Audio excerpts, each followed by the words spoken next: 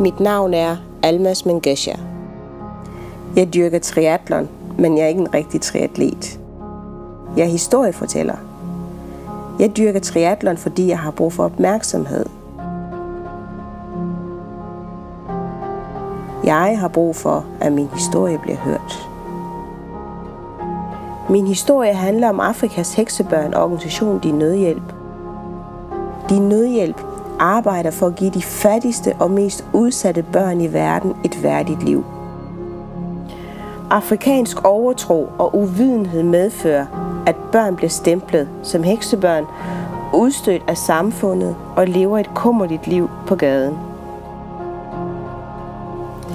Jeg blev opmærksom på Din Nødhjælp for nogle år siden, og det ændrede faktisk mit liv.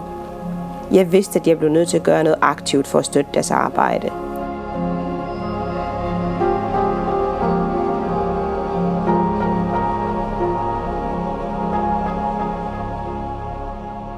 Mit eget liv, det startede i Etiopien, også med sort magi og overtro.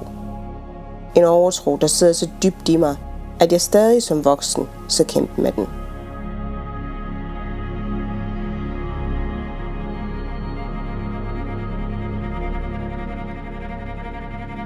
Da jeg var 9 år, kom jeg ud for en trafikulykke, der forandrede mit liv for altid. Og ulykken, den gav mig et fysisk handicap. Og 30 år senere fandt jeg ud af, at den også gav mig muligheden for at skabe opmærksomhed. Jeg dyrker triathlon, og jeg er Danmarks eneste dobbeltbenamputerede triatlet. Og jeg gør det for at skabe opmærksomhed på Din Nødhjælp.